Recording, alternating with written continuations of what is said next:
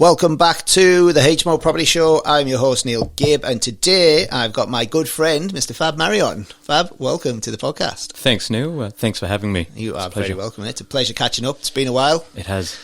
Last time I seen you, you were with, or you owned Unlock Your Block. Yes. And now you've sort of transitioned into more of an education and advisory sort of company, I suppose, under your own name, Fab Marion Advisory. Yeah, can't get away from that one. Easy to remember. Yeah. And how's everything going?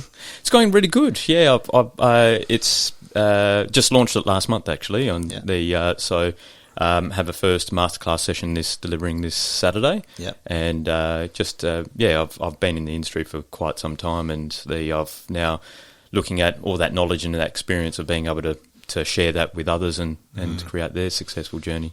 Do you get nervous standing up and talking in front of people? Every time. It's like I think it's people's biggest fear. It's like people actually are more scared of standing up and speaking to people than they are of dying. Yep, it is. But then it hits a bit of a tipping point when you go, I actually enjoy this, and then you just get carried away. Just go with it. They can't stop you talking. Can't stop. So I've run over time. When we first met, you had Unlock Your Block, and yes. You were helping people that had equity in their property unlock that equity and then use it to fund the lifestyles. Is that correct? Correct, yes. Tell us some stories on that one, mate, because I've seen some really good outcomes that you've created. Yeah, when I'll go back to the beginning of how it all was created. I think it was around about 2011, and an elderly couple, they wanted to liquidate their property because the wife had amnesia. The husband was looking after her. He was in retirement phase. He couldn't retire because he had to still work to look after her, and they were forced to sell their house, which was in Shelley, affluent blue chip suburb, and then to be able to help fund her health funds, they were looking to move to a neighbouring suburb that wasn't as desirable. They'd been there for 30 plus years and raised the kids there, and they know their neighbours, their friends, walk the dog, and so they're really reluctant to move. But the way to be able to release the funds was to sell it and then spend at the time of about $700,000 on a property in Linwood, and then park the remaining funds into health funds. So they were distraught that they had to go, and that's where I looked at. I just lost sleep and thinking, how can I help them out? And so I offered to pay for them the subdivision, because I knew the block could be subdivided, and I said, why don't you stay exactly where you are? We subdivide it, liquidate the back block, and then you are able to use those funds to be able to stay exactly where you are, but fund your retirement. You look after your wife. Brilliant. And he was super keen on doing it, and because he could see how it all merged together, but their family members looking after their best interest, decided for them to not go ahead with it because it was too risky. So it just for me, I thought I was upset by the fact that they would have to sell and then try to downsize. So I came up with a concept, Unlock Your Block, and created that to be able to help individuals like them being able to stay exactly where they are, and funds the project for them because they don't have the funds available to do so. And the stories have been amazing. Amazing. I got goosebumps as you were telling me that one. Yeah, so that was where it started from, and I was just that's every time there was couples where we were their saviours. They being able and seeing them after the project and subdivided, they bought a new car. One couple, the first time they've ever had air conditioning in their house, and they were in their early 80s. And so it was for them, it was just they were going on a boat cruise for the first time ever. How much did you unlock from that block? That one was about 150,000. Yeah, nice. Yeah, so it's so they paid down, they had a small debt on the house, they paid down their debt and had $150,000 in cash. And we come along with we create a big check and hand them the big check and say, these are your funds that you've got for a thing. And it's just, there's lots of tears, lots of joy. Yeah. So that was the idea for it. And it was just such a rewarding rewarding business. Yeah, but it was. Yeah. Well, based off that story, mate, I think it's a good idea for us to actually talk about subdivision in Perth. I have had Bianca Sandri on for Urbanista. Yes. And we had a conversation about subdivisions as well. But I think what we'll do in this one is we'll dig a little bit deeper into like intra-maps and the step-by-step process that we need to follow, the do's and don'ts, the what to look for, what to avoid. So if you're thinking about subdividing in Perth, grab yourself a pen because it's going to be a pretty interesting one for you. Yep, we'll go through the mechanics, but the mechanics lead to rewards. So in Perth, how do we know if we can subdivide a block? So every property in Perth is given a zoning, and that zoning has the minimum and average lot sizes that can be created from that block. So all housing is controlled by the residential design codes, which is a state planning policy. People can refer to they can contact the council and say what zoning is given to this property. They can then look at the table and look at the minimum and average lot sizes. And essentially the simplicity of it is whatever the lot size may be, is divide the average lot size into that, and it will give you whether or not your block can be subdivided. Cool. The council should be able to tell you as well, but I wouldn't take the information as the only rule. Yeah. Because there is some loopholes as well. There is some loopholes. So in a nutshell, if you've got a 1,000 square metre block and the average lot size is 450 square metres, then we can subdivide it into That's two. correct, yep. Now, if the minimum lot size is 500 square metres and it's a house behind a house, can we still subdivide it? The house behind house for 1,000 square metre block. Yep, and the minimum and the average lot size is 500. 500 square metres. As long as you meet the minimum lot size, so with the R20, the minimum lot size is 350 square metres. So as long as one of the blocks meet or both of the blocks meet a minimum of 350 square metres, then you can. Yep. But if it's a house behind house, it has to have a minimum width of driveway width if you're keeping an existing house on the front, so that has to be a minimum of 3 metres. So we need to allocate some of that average to the driveway access leg. Yes. Yep. Yeah. Cool. Yeah. So it's not as straightforward as just going, I've got a 1,000 square metre block and the R code says I could cut it into two. We need to allocate. We need to think about positioning of houses. We need to think about access legs. We need to think about street frontage. Yes. There's quite a few variables that we need to dig into, isn't there? Yeah, that's right. Need to make sure all those lot area sizes and dimensions are met before you can subdivide.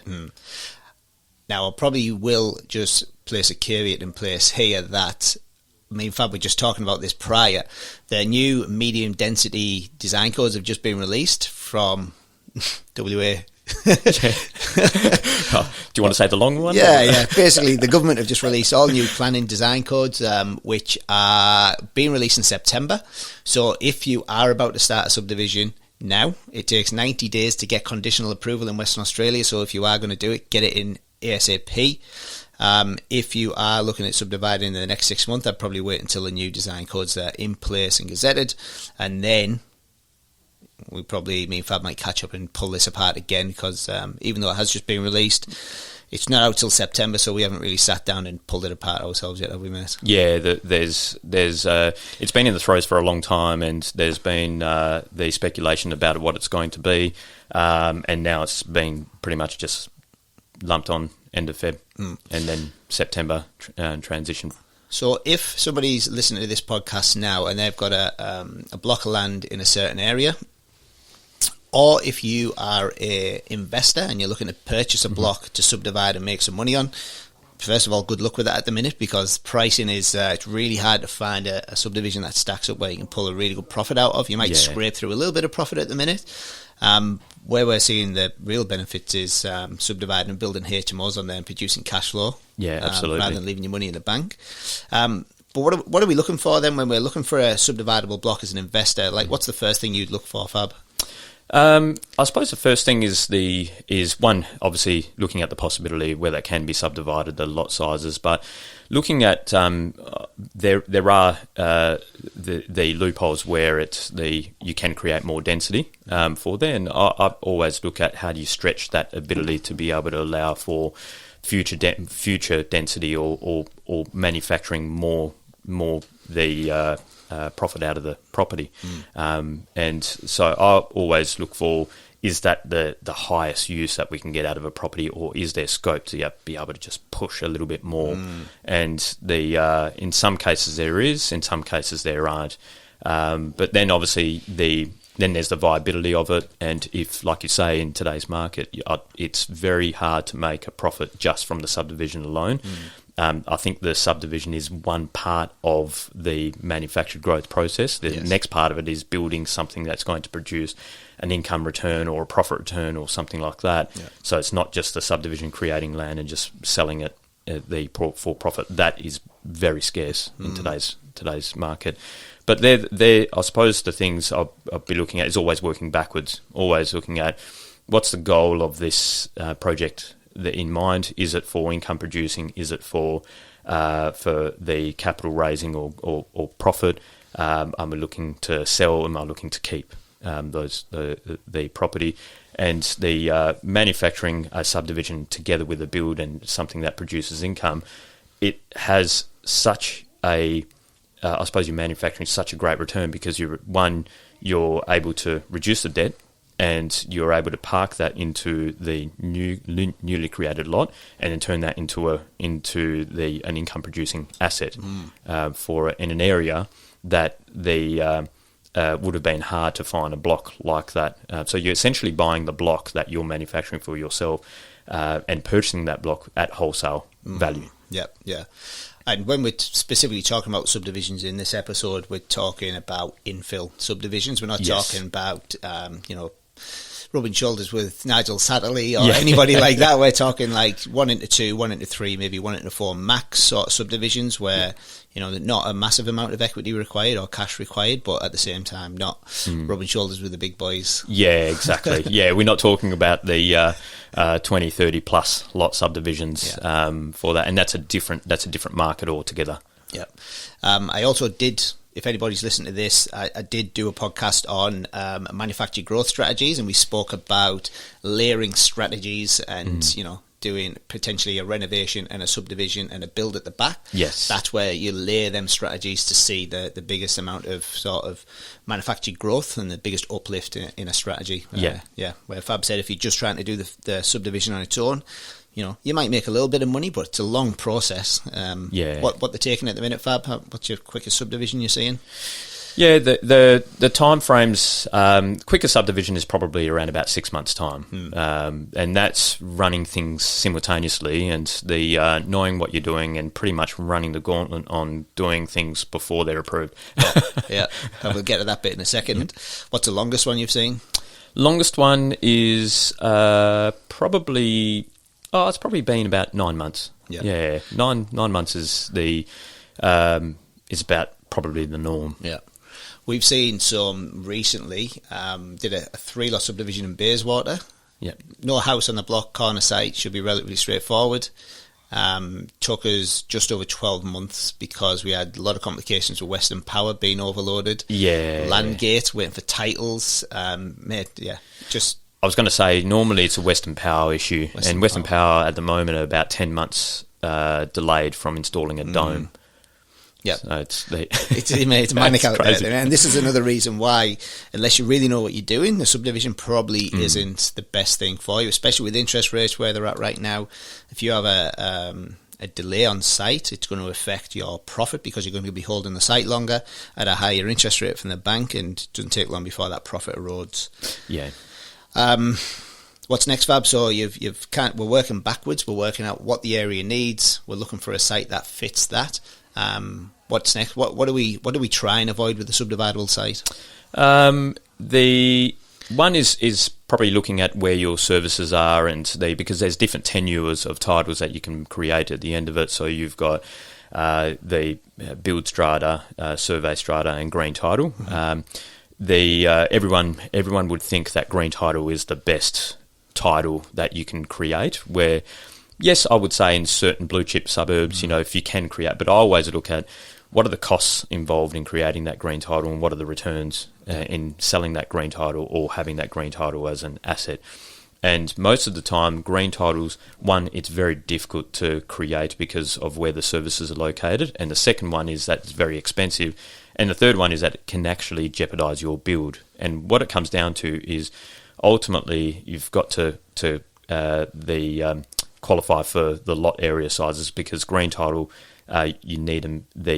There's less flexibility with it. It's quite technical going through the formulas of the battle axe lot sizes and things like that. But the main one is the sewer. If the sewer is located, if you're creating a green title and it's located in a non-favourable location, you have to. The cost involved in extending that main sewer line is exorbitant, and it also jeopardises what you can build on it. So a lot of the case, I found that clients wanted the green title, and just explaining it to them. Yes, I know that's the best tenure that may be possible, but in this case, it's going to be the worst one, because this is what it's going to do in terms of the end product of what you're looking to build or create for it. So look at that. They're things that survey strata is generally, you still have exactly the same unit entitlements as green title, and it's in terms of resale value in most areas makes no difference whatsoever. Unless you're in Dalkeith or something like that, Cottesloe, Dalkeith, or you want green title where you can. Yes. I like the way you explained the sewer being in a bad place there, where it was a less than desirable location. Yeah, that's right. A pig of a spot. There's nothing desirable about a sewer line, but if it's in the wrong location, it's less than desirable. I love that. What about sloping blocks? What do we do? Sloping blocks can be a big challenge. Particularly say if you're looking to do a front and rear subdivision, and you're creating quite a small footprint at the back, that is it is expensive to work with sloping blocks. Not only do you have retaining against the boundaries, which involve pulling down neighbours' fencing and temporary fencing and then replacing the new fencing, but it also, in some cases, because it's quite a small lot you're working with, you're having to then retain within the house foundations itself, and that creates complications in the build. And in today's market, where building prices have gone up a fair amount, you don't want to create any more work or any more reason for trades to charge more, because they're having to go up and down scaffolding and things like that for it. So it can add a considerable amount to the build costs. And I've been caught out on this before, because I've looked at a block when I first got into developing, and I thought, there's not much of a slope in that, and it was, 1,000 square metre block, and there's probably like a 1.5 metre fall from front to back, from back to front, and you'd look at that such as large site and you think, that's surely not going to add too much complication to this, until everybody you speak to goes, mate, you need retainer, it's going to cost you an extra 40k. There goes a large chunk of your profit. Absolutely, and it's hard to see from the naked eye. So I think if as we're talking about intramaps, I think anyone has access to the intramap, the council intramap system, so you can jump on the council intramap, the software, type in your address, and then there's a little layer that you can hit, which is the contours layer, and that will give you so if you're saying zebra lines on a block, avoid it. So what do you mean by zebra lines there? Zebra lines is if you're just seeing lots of lines going through the block and it's sort of it's slopey, like it's slanted lines. That is that generally represents, each line represents an increment of either half a metre or a metre. So the more you see of those, the more slope you've got on the block. And they generally have numbers on them lines as well. So if it says like 20, 22, 24, 26, 28, 29, 30, run. Yes, run. Avoid that block. Avoid that block. It's like a ski slope. Yeah, absolutely. It is. So if you can avoid it, avoid sloping blocks. Sometimes, particularly, I suppose we're talking about infill, sometimes it is really hard to avoid sloping sites in infill locations. And it's not to say that it is not possible, but it is worth looking at, well, what are the levels and what are the cost implications, and does it still stack up for the end result? Yeah. And you can sometimes use these conditions to your benefit when you're negotiating on the site. So you can speak to an agent and say, look, Mr. Agent, we've priced this up and it's not just a standard subdivision, there's going to be 40, 50 grand's worth of retaining, and because of that my offer is X. And at least you're going to them with a reason why you're coming in so low. and that's a lot of the time of what the education is about, because if you're aware, then you're aware of how high you're prepared to go, but also you're outlaying those issues to the seller and saying this is what's involved in building or developing this site, and so that you're able to put a much better offer than going in blind. Yeah, and don't forget, everybody that's selling a house always thinks it's the best house on the street. Yeah, as well, that's right. Yeah, everyone tells you it's the best property to buy, but no one actually tells you that it's actually going to make you profit at all. I don't think anyone says, "Yeah, I made it." They normally say, "Yeah, well, number 20 down the street sold last year for 860, and this is a better property." Yeah, that's right. So we want 960. Yeah, that's right. Always happens, doesn't it? Yeah, exactly. Corner sites. There's not many of them left now, is there? Yeah, corner sites are a dime a dozen. Yeah. Corner sites, you've got the state planning policy, the residential design codes, but then you've also got the development control policies, which is an underlying policy. And there was for years, there's been a particular clause within that development control policy that came in and out. We were just wondering what, at the time, what flavour of the month it was, whether it was in, whether it was out. Yep. And I think it was maybe about 3 years ago they actually brought it in under policy, and so corner lots, they no longer need to meet an average lot size. So if you had an R20 zoned block, you would need 1,000 square metres to be able to subdivide, or 900 square metres to be able to subdivide that. If you had, say, a 700 square metre corner block and it was zoned R20, technically it wasn't allowed to be subdivided, whereas now the minimum lot size of R20 is 350. So as long as that block is 700 square metres on a corner, then you can create a subdividable block for it. So really opens up an opportunity. And that's under DCP 2.2. That's DCP 2.2, yeah. And you're able to add some of the truncation that you lose, because a corner site would not be a perfect square. You'd have that truncation on the corner. Yes. We can add that truncation back into the minimum lot size as well, is that right? That's more to do with the house area site cover. Site cover. Yeah, site cover for so site cover means that normally you can build on a certain percentage of the block. Yep. So for R20, you can build on 50% of the block. But if one block has a corner truncation and you lose that truncation of area, say if that truncation was 18 square metres, you can add that to the site area to be able to build. You probably get maybe a 52% size house as opposed to 50%. So it does offer that flexibility. Yeah, and that extra square meterage can make a lot of difference if you're building single story on a 350 square metre block. Yeah, absolutely. So I suppose we're always looking for the maximum outcome of the block. Although there's 50%, we normally go higher than 50%. Where we know that we've got strong reason to justify we're building a larger home, but we're saying, look, the living areas are facing north. It's great orientation. So it's basically based on, you can get variations through on good design principles. If we're an investor and we're speculating to buy a block to then push the boundaries and apply justification to it, is that a good idea, do you think? As an investor, I suppose you're probably pushing the boundaries anyway. So you don't want to raise alarm bells to something that you're pushing. As an investor, there's loopholes of trying to get the maximum use out of the property. It's not loopholes; it's just working within the confines of grey area, and it's still compliant. But a lot of the time, you just don't want to raise attention to that, and you just want to make sure it's compliant from a black and white box ticking exercise for it. So otherwise, it will go through all planning, and then it may raise alarm to certain things that they're unsure of. And then if you've invested in a site based on the speculation that you're going to get it approved to build something that isn't deemed to comply, well, then you're stuck with a lemon. Yes. And that's not where you want to be. Yeah. What about existing houses? What do we need to do to them to retain them if we're doing a 1 to 2 subdivision? So the first thing is first and foremost is making sure that you've got the required access for the driveway for the newly created block at the back. So absolute minimum is 3 metres. 3 metres, tight as well, yeah, isn't it, tight. Yeah, so if you'll need good driving skills on that. But otherwise, 3 metres minimum. Can't have any eaves, any air cons. even any gutters, downpipes and things like that within that 3 metres. It has to be absolutely clear.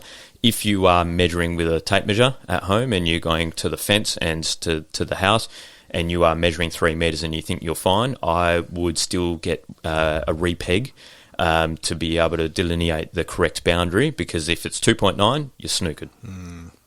Do any of them squeeze through at 2.9, or is 3 metres the bare minimum? 3 metres is bare minimum. Cool. Yeah. Right. So we've got a site. We found a block where we can retain the front house, and we've checked the ARCOs, we've checked intramaps. We know we've got enough space at the back. What are the due diligence steps that we need to take to ensure that we can make this a financially viable investment? Yeah. So, assuming that the block can be subdivided and creating at the back, it's looking at the viability. Because the front house, a lot of people underestimate what's required to get the front house to be compliant. The front house has to comply to the current codes, and there is some flexibility around existing structures, but things like car bays.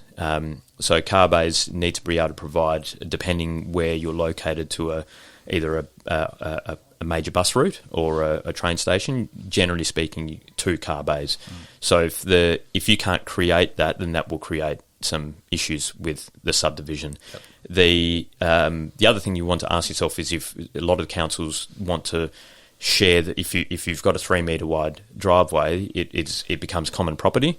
Some councils are forcing that you use that one driveway to service both the front and the back house as well. So there has to be sufficient room for manoeuvrability and vehicle parking for the front house, and things like the gentrification to the front house. Some councils are controlling the gentrification for the front house and making sure that it's things like 7-star energy rating. That's Forestfield, isn't it? Forestfield, yeah. That's a deal killer. That is, yeah. it became a deal killer. So many people bought in there under guidance at the zoning change. As soon as zoning they did change, that came with all sorts of conditions, and it just made it completely unviable. So I think there was water tanks, solar panels, X-ray insulation. That's right. Yeah, so and then the other one was that minimum, the 50% of the housing that was created had to be double story. Yeah. So it's all of a sudden you pushed out of the affordability bracket for what the area could actually afford to pay. So it made it super, super tight. But things like that is just the carport. The front house needs to be converted to underground power. So it's just looking at the viability of what's involved in remediating that front house to be able to be compliant. Storeroom as well? Storeroom. Yeah, that can be like a tin shed, a garden shed at the back. As long as it's got 4 square metres in there, then that's required. So it's just putting those costs together and looking at because there's a cost of normal subdivision, and then there's the cost to remediate the front house, and that's what's often underestimated. Yeah.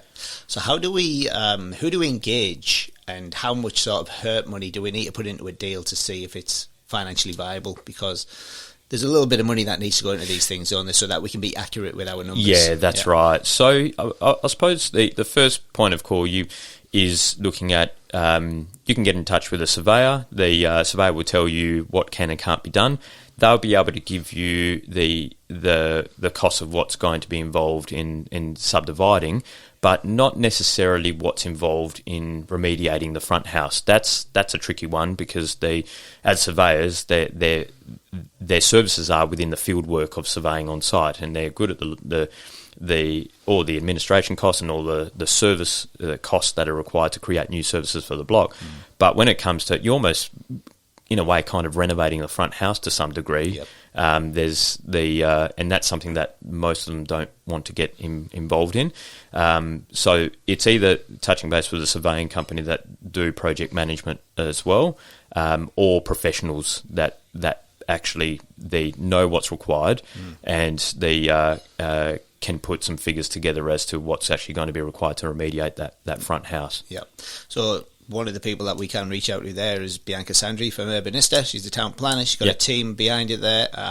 So if there is any sort of complications, reach out to someone like Bianca, and that's what Urbanista are there for, Yeah, that's right. They can do the what they can and can't. And I suppose in our education, I've got a masterclass topic that's just on subdivisions. That goes through feasibility of Cool. that, and that way, doing a site assessment on there, we can look at what is actually involved on the remediation of the front house and the costs and so forth. Cool.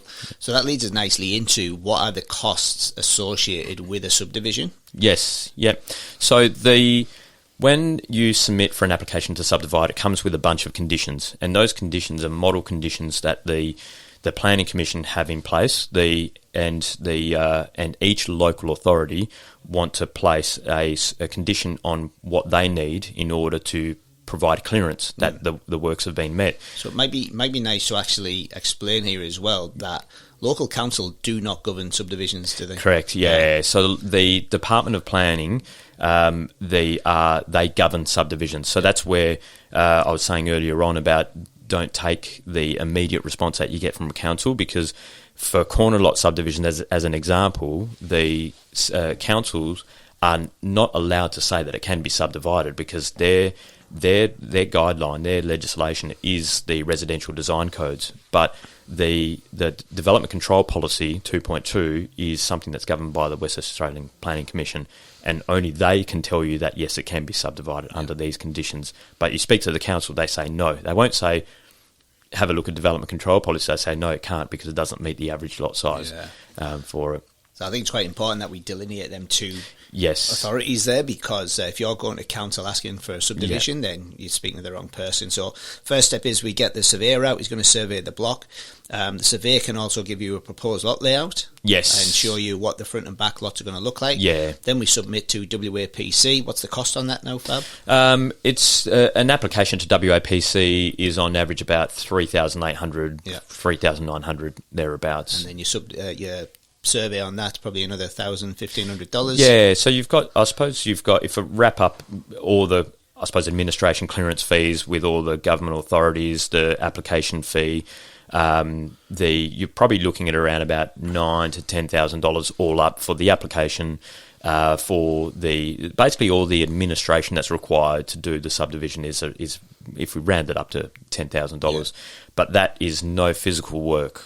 Physical work is more. And the admin is what takes all the time on these things. So we lodge our application with WAPC. Yeah. How long does it take before we get the conditional approval? So they have 90 days. 90 days. And they do it each time. Day, and you sat there going, it should be any day now. You're often looking at, the status of where the application is, like one day, and then that's it. The next day, boom, got it. And on that list, they'll say, we will approve the subdivision if you meet these conditions. Yes. What's the least amount of conditions you've seen? Probably about the 5. So that'd be gas, water, electric. Local government. Water Corporation, Western Power. It's basically just the remove existing structures, demolition of existing structures that are to be removed to create the new lot, provide new power, provide new water, and then there's the probably some of the random ones that pop in about removing old crossovers that are there, which they redundant crossovers, and then sometimes it's chatting to the council about where the new crossover is going to go. Yep. What's the most amount of conditions you've seen? Don't subdivide in clay sites. So give us a suburb. Yeah, so Kalamunda, Mundaring, High Wycombe, Gosnells. Yeah, Gosnells. Yep. Yeah, so those conditions are horrendous. Yeah. So if you're speaking to somebody now, and there's a lot of people from the East Coast that are looking at Gosnells and thinking it's good value, and potentially looking at a subdividable block there. If you're going to build, let's say a 3x2, and you're getting a quote from a builder for $320K, the site works on that deal are going to be expensive because of the soil conditions. So the Department of Planning and State Plan and local authority are required to be able to provide the freehold land to the public that is ready to build on. And so if the soil is clay and it's reactive and it receives a classification on the site, which is either a P or M, then that is unbuildable. And so the state planning and local government would place a condition that you have to the developer is required to remediate the site to a level that is buildable. And so that involves getting rid of all that soil. Yep. And So we get a machine in that loads up a truck, and you physically take it away from the physically site. takes it away. And I've seen in worst case scenarios, we'll have to basically build the engorge is basically bring in new fill and then compact it in layers. So it's like 500 millimeters of fill, compact, another 500, compact, another 500. So it's super expensive to do. And then there's time-consuming. Yeah, time consuming. The drainage system is really poor as well. So they're looking for you as a developer to upgrade the drainage system within the new lots. And the prices are very expensive. So Gosnells, Armadales, High Wycombe, Forest Fields, those sort of areas. They're Midland, Not to say that it can't be done, but That's it just right. needs to be considered when you're running a feasibility, because your numbers might look fantastic when you That's look at right. the deal, but there might be 80 grand's worth of additional costs that you're not aware of. Yeah, it's not right. It's not good or bad. It's just being aware. Yeah. Yeah. And again, if you're aware, then you can factor that in your negotiation with the seller. That's right. And it gives you the opportunity to make a little bit more money. Yeah. Because if you're not making money, you've just got a very expensive hobby. Yes, exactly. Hope you got a lot of time. So we've got our conditions back from the WAPC. What are the next steps that we need to do? So the first condition that generally needs to be met is that the existing structures need to be removed. So that's through either a full demolition if you're getting rid of the existing house, or a partial demolition. It's actually not the price of demolishing a full block versus the partial demolition is actually almost the same. In fact, sometimes it's actually more to partially demolish an existing structure because there's more labour involved. Whereas demolishing an existing house, the machine comes, it's basically get rid of the old house and then that is it. Whereas keeping an existing house, you have to be demolishing partial of it, which involves more labour. The machine's still there, so there's still the entry and exit costs that are required through there. And a bit more time consuming because they need to be careful. Yeah. So on average, demolition is normally about up $15,000 to $20,000 thereabouts for whether it be partial demolition to full demolition. Yeah. In this market, if you listen to this podcast in March 2023, I'd probably factor 20 to 25 into that cost at the minute, because everything is going up in price. Yes. Yeah. So, all right, we've cleared the site. What's the next condition that we generally need to meet? So prior to that, you want to get your applications into the absolutely Western Power. That's your first thing, because they're going to take a while just to look at it. I think they're about 12 weeks just to accept the application. And the thing is, you cannot even lodge your application with Western Power until you've got the subdivision number or the number from WAPC. So you need that first. So you've got to go through that 90-day process. As soon as you get that, then you lodge your application and through. That's another 12 weeks before you hear anything back. So we're already, 6 months in. Yeah, 6 months in. Yeah. Normally it's the dome is the last. The service that needs to come in, which is that's why you see a lot of vacant sites sitting there and say, wonder what's going on, why it's not moving or anything else like that.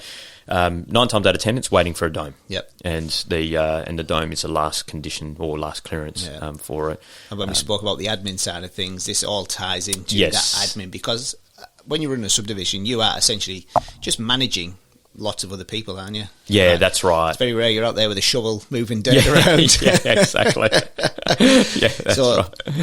90 days for application, 12 weeks for WAP, that's Western Power, to come back to you with when they can actually do the dome. Yes. And then you need to get an electrician to design everything. Yeah. And then it could be another 4 to 6 weeks before they can physically come out and install the dome. Yeah, and it could be longer.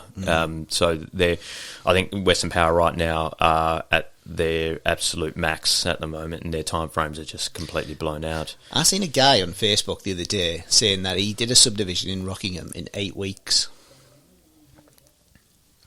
He must have had all the services in place. I was like, man, I don't think it's possible. I actually do not think it's possible. I mean, don't get me wrong, I've been in this space since 2016, 2017, but I've never heard of a subdivision happening that fast. Yeah, no, it's the application itself is 90 days, and the earliest I've seen something come back is probably about a couple of months. That's the earliest I've had anything come back. Built strata or something. Must have been a build strata or a conversion, maybe. Yeah. Conversion. If it's a conversion, it was an old build strata that was subdivided sometime in the 80s or so, and and then just converting it over. Maybe it's that, and he probably went through council as opposed to planning commission. Yes.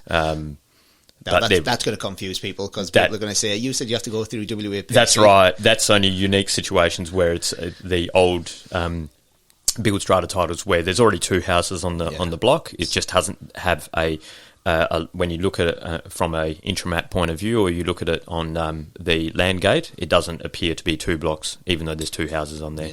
Yeah. And you go to council for that one. Yes. Yeah, you go to council. Cool. Yeah. All right. We won't confuse everybody. Yes, sorry. There's a few ways to do it. So we've lodged everything with Western Power. We've got our Sparky lined up to come in, because he needs to be on site when they disconnect the power and put the dome in, because they physically disconnect the overhead power and connect it in the dome. Yep. And then the Sparky needs to run in the cable from the new dome back into the existing house. Yes, and the in most cases, if you're doing a survey strata, it needs to go to a site main switchboard, which is like a meter box on a pole. Yeah, and they call it a SWMB or something. Yeah, site main switchboard. It's it's not the most sexiest looking thing on the site. Big metal thing. Yeah. So that's the electrician is required to do that. So the dome itself, the domes now are no longer subsidised. But there are fixed fees. So if you need a new power dome and the overhead power lines are on your side of the street, I think it's about $3,400, and if the overhead power lines are on the opposite side of the street, then it's $4,500. Actually, not bad considering it's a government organisation. Western Power government or privately owned. Yeah, privately owned. For someone that the size that they are, I think the prices are relatively absolutely okay. Yeah. They are. And then the one thing that they're charging is a KVA rating. I don't know if you've had experience with that. Upgrade the transformers or something. Yeah, it's KVA rating, and it actually is the it's charged on the, I suppose, the more desirable the area, the higher it is, because they're assuming that you're going to build a larger home, and so it's going to require more draw from the grid. And so the charge is more, but there is a formula on their website that you can put in. Good luck working that out. Yeah, that's right. It's you need a degree for that one. Wait, I mean, when we look at the cost of Western Power compared to Watercorp, for instance, they're like $7,000 per lot. That's right. Yeah. So if you're doing a 3-lot subdivision, for a 3-lot subdivision, 21 grand. But you do get exemption from what was there. For it, but so if the per lot created, you were up for about $7,000 from Water Corporation. That gives the new lots a new water meter, a new service. But the other one is what they call headworks. It's basically because you are subdividing it, it creates more infrastructure maintenance costs on Water Corp, and so they charge more fees for that. Yeah, in layman's terms, there's more poo going down the pipe. That's right. The undesirable pipe. That's it. In the undesirable locations. Right. So we've got Water Corp. So who does the Water Corp work? So the Water Corp, if you're doing a survey strata, you can just get any plumber to do that work, and they just connect into the existing junction and extend they extend the pipe into the newly created lot, and that's where you see the little PVC pipe sticking out of the block of land.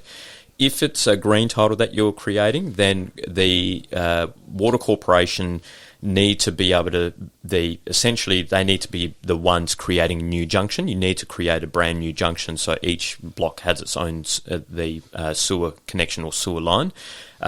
Water Corporation, It's funny, the Water Corporation, basically, they don't want to do any of the work. They say, your plumber opens up the hole, we put in the new junction, your plumber fills back the hole. Yeah, it's weird, eh? It's weird. Crazy. So they charge a plumber it depends how long the internal line, the sewer line needs to be, but on average, it's probably somewhere between $2,000 and $5,000, depending on how long it's being extended. If it's a green title, and assuming the sewer is in a desirable location for then it's the Water Corporation charge $600 or about $600 for an additional junction, and then you've got to get the plumber in to excavate the hole and then fill that back in. And 9 times out of 10, that sewer line is very deep, so they need to shore it up for it, which involves more costs. Yep. I'll just go back to when we got the block surveyed. So the surveyor's come through and he's given us a feature and contour survey, so we know exactly what's on that site. What the surveyor will also do, will indicate where the sewer junction is. Yes. He'll indicate where your power meter is, or if there's an existing dorm, he'll also indicate that. What else did they put on there? They put all the Telstra? they put the pit, where the communication pit is, water meter, power dome. Gas? Gas, they put where the existing gas meter is, but not the gas line. Right. That's where service locations, you can actually create a free account on Dial Before You Dig, and then download all the documents, and it'll give you where the gas line is, where the communication pit is, and where the sewer line is, where the water line is as well. Yeah. So we've done Western Power, we've done the plumber. What about Telstra? Who runs that stuff? Yeah, so as of late, previously before, it was never a requirement to provide communications to a block. And for years, the federal government wanted to enforce that as a condition, that you must provide a communications service. So and now the communications is now essential service, like power, water and sewer. Communications is now the fourth service that you have to provide. So that as an absolute minimum, you need to register the block, the newly created block for NBN, and you need to create a design of where the pit and pipe is going to go to be able to house the NBN cabling through there. That can be done through either an electrician, so it just needs to be a licensed electrician can draw it up. That goes to NBN, gets approved, and then the lot gets charged a deployment fee, which I think it's about $650. So about $1,200 to $1,300 you have a deployment fee. Electricians normally charge maybe about $500 to do the design and registration of the lot. And technically, if you are street front, in creating two street front blocks, technically you don't need to install that pit and pipe work, because that can be done as part of the new builds. But if it's a rear block, you're meant to provide a lead in for it, which the electrician can just put a conduit in the ground with a cable through a string through it that we can tie onto. Yes. Just going back to their NBN being an essential service, it 100% is the most essential service in a HMO, because if the internet goes down, all hell breaks loose in these houses. Yeah, you may as well not have water. Yeah, exactly. We've had gas being cut off in one of the houses before, and they didn't tell us for 3 or 4 days. The guy was just getting cold showers every day. As soon as the internet went off, boom, he's on the phone. His lifeline's been cut off. Him and his Wim Hof in the shower. So typically, what does it take in the way of execution on site to meet the conditions from a WAPC conditional approval? As in time frame? Yeah. Yeah, so generally speaking, it's probably a solid 4 to 6 weeks. Yeah. All right, so we've took 3 months, 90 days to get the conditions from WAPC. Yeah. We've got to factor in another 12 weeks just for Western Power to get back to us and say, we can come on this date. Yes. And then to actually execute the subdivision takes 4 to 6 weeks. Yeah, that you have to be on the ball. I was just about to say that, and that's you, a professional subdivisions. You have to go, right, you're in on this date, after this you're there. Yeah, so you have to manage that and have pretty much a good schedule in for that. It's about 4 to 6 weeks, but generally speaking, if you lay yourself around about a couple of months, then that gives you a bit of contingency to be able to get all the physical work, because you're dealing with trades, and it's about managing those trades, and in times where they're busy, it's not about them. They're not going to be proactive on you. You need to be proactive on them. True. Absolutely. Cups of coffee, sandwiches. Yeah, absolutely. Look after your tradies. Yeah, look after the tradies, yeah. So we've met all the conditions. What's the next step? So once the conditions have been met, then you need to provide evidence that those conditions are complete. And that's through the form of clearances. So each government authority, so you've got local government, they want to provide clearance that the work has been done. And their clearance that they're looking for is that the existing structures have been removed. If the crossover or driveway, the old driveway was there and they had that as a condition, they want that to see that is gone. And they're also in charge of making sure that if you're keeping an existing house, that the existing house complies to current codes as well. So how do they do that? Do they send somebody out? Yeah, they send someone out to do a physical inspection. Now that can take time. So on average, depending on what council, as a minimum, you would be 4 weeks. before someone will come out and inspect. So generally what you do is that as soon as you are satisfied that you've met the local government conditions of structures being removed, and if you're keeping the existing house, that the remediation has been done, get the local government the clearance done straight away. Yep. Because they don't look at whether the dome's in place and whether the sewer's done. They just look at whether their condition is being met. So if you get that done straight away, then Water Corporation is quite an easy one, because if you're, I suppose it's one of the largest costs. You're paying $7,000 per lot. But once you pay that, the condition has essentially been met. So they technically they don't come and check that the sewer has actually been done. So we can leave that to the builder to run the actual sewer lines in. Yeah, that's right. So it's the technically the plumber needs to put an ASCON that say sign off on it that has been done, but there's no checking of that. So. But I would as an essential condition. I suppose if you didn't extend the sewer line, provide a new sewer, the builder can come back to the developer and say you didn't satisfy the minimum conditions. So you're meant to do it, but it's not something that's checked that you've satisfied. But as long as you've paid that $7,000, that's where I suppose for cash flow you'll do that at the very end. You pay that $7,000 because the minute you pay that condition is met. Western Power is the one where you'll be waiting and waiting and waiting and waiting. So it's as soon as that dome is in, then then if you're doing a survey strata, the electrician then needs to basically connect from that dome to the site main switchboard in the existing house if you're keeping a house. Otherwise, it's you want the electrician to come in. Essentially, you want the electrician to come in prior to the dome being installed, because they can still put the pole up and have it there. They just can't charge it, connect it up. So if they can put that up, that's one job done. So as soon as the dome is in, then that's where they can connect to that. So that would be the pretty much the last condition.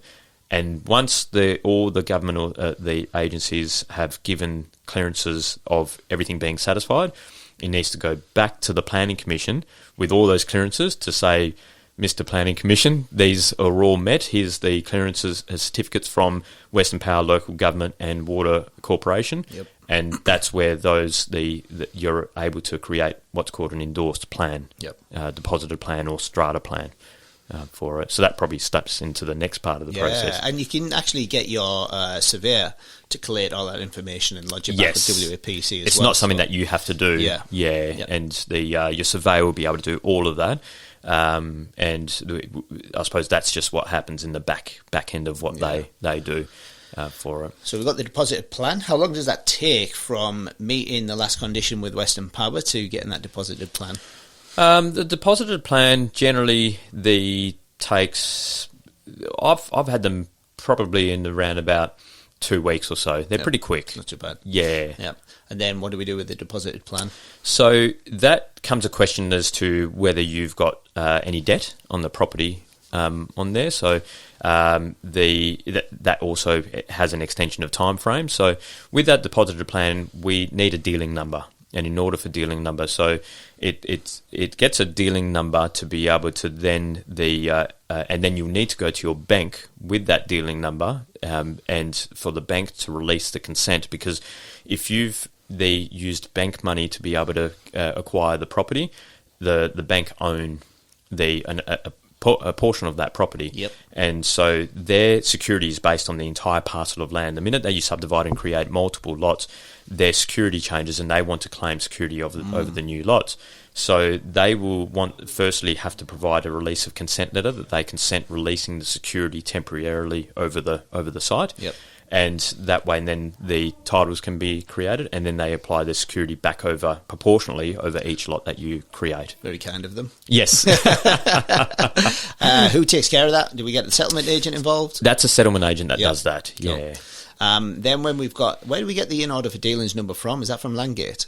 That's from Landgate, Cool. So we've got everything lodged with Landgate. How long does it take us after we've got the in order for dealings number till we get our new titles issued? So it's probably Landgate are around about 2 to 3 weeks. They're on average in time frame. They are pretty quick. So there you have it, guys. From looking for a site right through to the nuts and bolts of actually executing a subdivision to actually delivering and getting your new titles, is when you pop the cork and drink your champagne or that's it. Whatever tickles your fancy. Yeah, that's right. Are you into whiskies or red wine? Yes, red wine. Yeah, it's been a while. Yeah. So as you can see, though, the actual execution part of a subdivision is relatively straightforward once you know the nuts and bolts of it. But the administration lead in and the administration lead out is where the majority of your time is. Yes. And when you're relying on these external authorities, it's really out of your control. They can move as fast or as slow as they want. And as Fab said there, WAPC generally issue the conditions on day 90. Thank you very much. So if you are doing a subdivision in Western Australia, be mindful of them timeframes. Factor in 12-month for your holding cost minimum. Also factor in increased cost for your tradies at the minute, because tradies are like rock stars. They are charging quite well because they are in such high demand. Prices potentially will come back down in the future, but right now they are in demand and prices are going up. Materials are going up as well, so retaining, fencing, just pipe work in general, isn't it? Yeah, like the whole pipe work. I mean, it's I suppose if you put it, it's equivalent to a cup of coffee that's gone up, and just the overheads of. I paid $6.20 for a almond flat white the other day. I've said he only wanted one.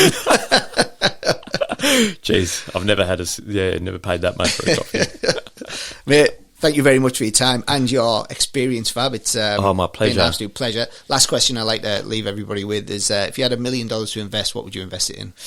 I would obviously do a subdivision.